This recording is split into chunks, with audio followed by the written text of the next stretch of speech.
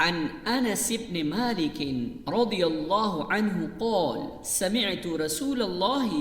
صلى الله عليه وسلم يقول من سره ان يبسط له رزقه او ينسأ له في اثره فليصل رحمه. صحیح البخاری و صحیح مسلم۔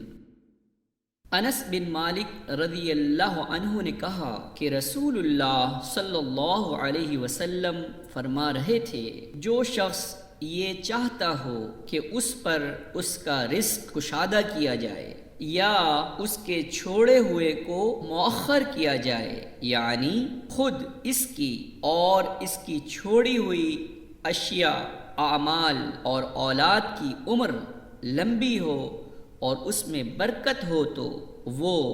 صلہ رحمی کرے۔